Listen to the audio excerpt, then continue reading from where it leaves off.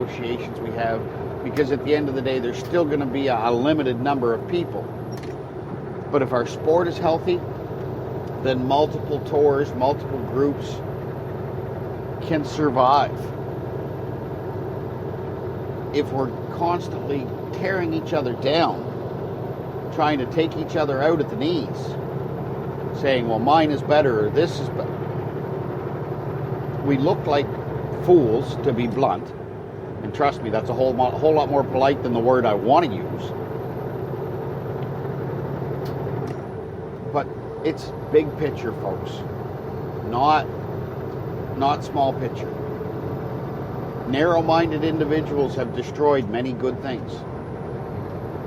Let's not let competitive bass angling be one of them. So if you're at home, involved with an association, involved with a club, involved with a tour, just don't sit on your hands, folks. If you see something you don't like, speak up.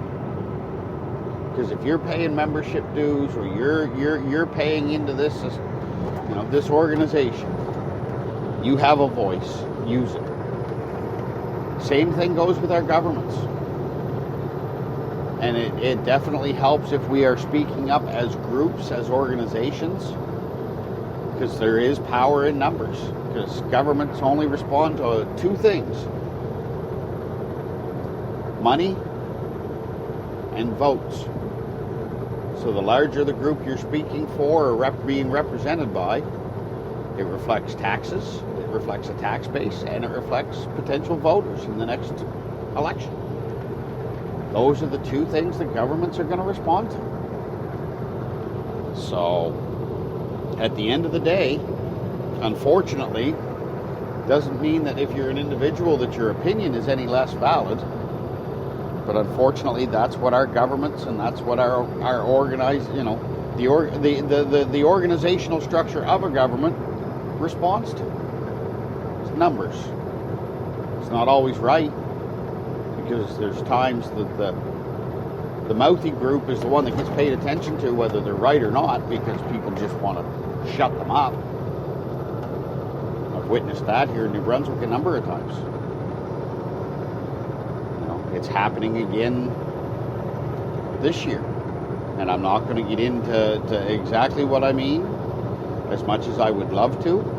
I don't have the actual documentation in front of me to back up my statement, to quote where I'm coming from. Anybody who's an avid bass angler here in New Brunswick probably knows exactly what I'm talking about.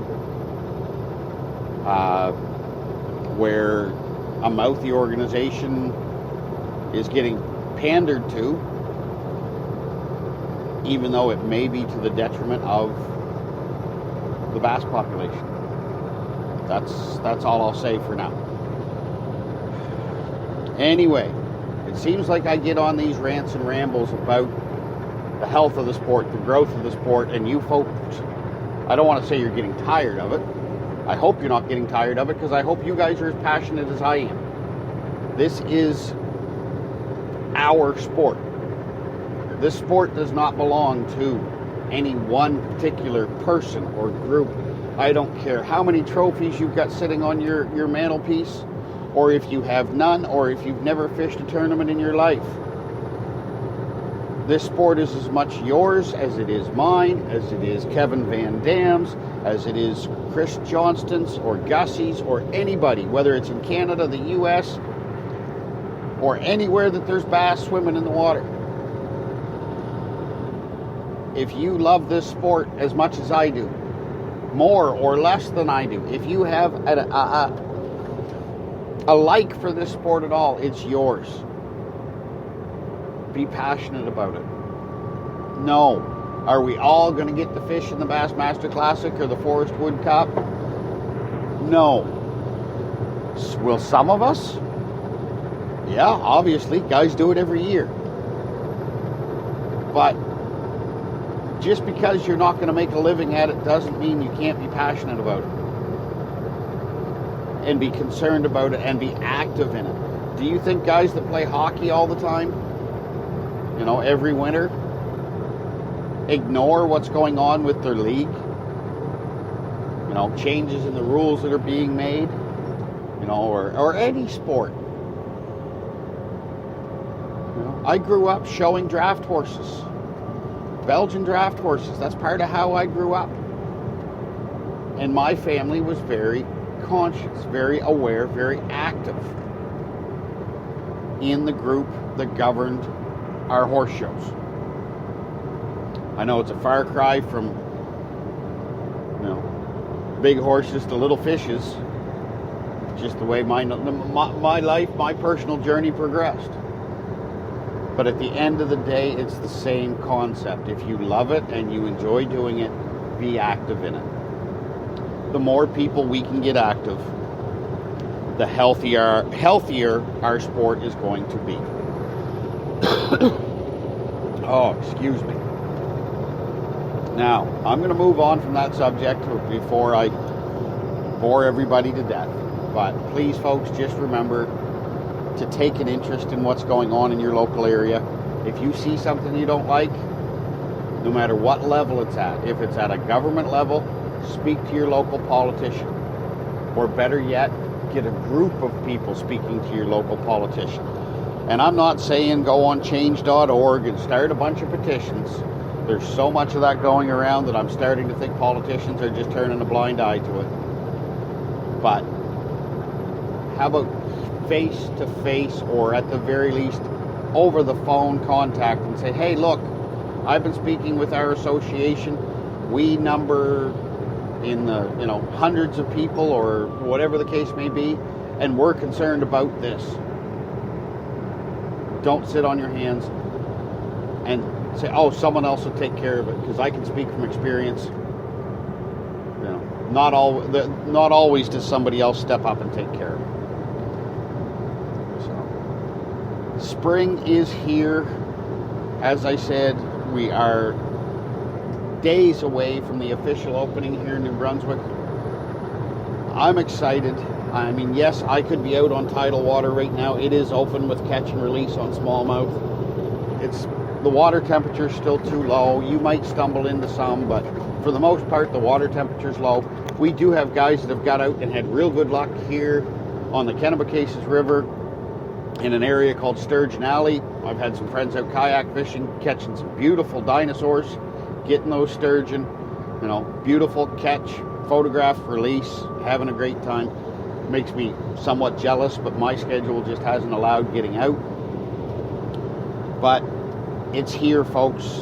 Spring is here in New Brunswick. Be ready for it. Check out. I'm in St. John, coming into the St. John as we speak. In the next week or two, before our first tournament on May 7th in Harvey, I will definitely be making a visit to Dorian Outfitters. I was speaking to Mark up at the Sportsmen show over the weekend, and his selection of soft plastics is second to none in this region. Get down to your local retailer, whoever that may be, big store, little store, somewhere in between store. Support your economy, keep the jobs flowing, and gear up. Cold water fishing, spring of the year. Do your research. I learned a lot thanks to Mr. Jeff Wilson this past weekend. Sat in on a seminar he conducted about seasonal patterns. I picked up a lot of tips from him. Information that if I had stopped and thought about it, made a lot of sense. But we all get so anxious to get out on the water that we're not always thinking. We're not always taking the time to think. We have a comfort zone. We fall into it. We have, this has worked for me in the past. Well, yeah, that's worked for you in the past. But the water temperature is 10 degrees colder than last year. Is it still going to work? Probably not. We humans aren't the only creatures of habit. These little fish that we're chasing, whether they be big mouth or little mouth, they are creatures of habit as well, and a lot of their habits are based on temperature. They're not going to start feeding heavy until the water hits a certain temperature. They're not going to start staging to spawn until the water hits a certain temperature. Last year here in New Brunswick, everything ran almost a month behind as far as patterns go the entire season, because we had such a late ice out and a late start with the water temperatures staying cold longer. Do your research. I'm going to discuss this a little more in the next couple weeks before we get, I think I've got 2 more episodes before the season officially opens here in New Brunswick. I'm going to discuss things of this nature, seasonal patterns. I've had I had some discussion a few weeks ago about search baits, spring smallmouth fishing specifically. You know, bait selection, patterns, where to go, where to look. But no matter what I say, no matter what I garnered through sitting in a seminar conducted by a friend of mine, it's all great. Nothing's going to beat the time on the water. But every little bit is a piece of the puzzle. Put the puzzle together, you're going to start catching more fish, you're going to start catching bigger fish. So do your research. You've got the internet, great tool. We all know that your buddies at the boat ramp, they're going to tell you a little bit, but you know they're not going to tell you at all. Especially if you're new and just learning, you gotta take your licks. You gotta earn your, pay your dues, so to speak. And guess what? When it comes to tournament fishing, my hand's in the air right now, folks. I'm still that new guy. This is only my 3rd season going into my 3rd full season of competitive bass angling. I'm still the new guy. I'm taking my licks. I'm paying my dues. And man, did I ever take some last year. Hopefully I don't take quite as many this year. I don't mind paying my dues, but wow. Some days last year were just brutal. But I do accredit some of that to the change in the patterns. The fact that everything was running behind. So, as I learn, I shouldn't say that. As I learn, I have information to share with you. If you're willing to sit through some of my rants and rambles, I'm more than happy to share information with you, and hopefully that will help you learn. As we go forward, folks, please send us an email, drop us a message on the Facebook page, NB Bassin. Look us up on Facebook. Send us an email, nbbassin@gmail.com. If you have any questions, any ideas for shows, I'm actually in the process of setting things up, getting a couple microphones for my laptop so I can record at home and do what I want to do is a question and answer show with a good friend of mine, 2013 NB Pro Bass champion Jeff Rathburn.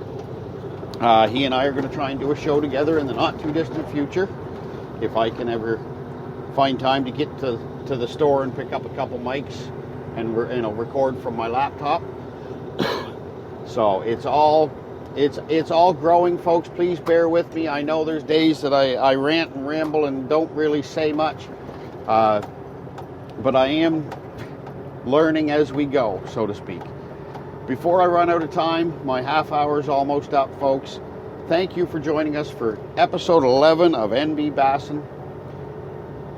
Like I said before, if you have any questions, drop us a line, message us on Facebook, send us an email, nbbassin@gmail.com. Questions, tips, suggestions, anything at all, or just feedback, good or bad, we'd love to hear from you. I am your host, Donald Patterson.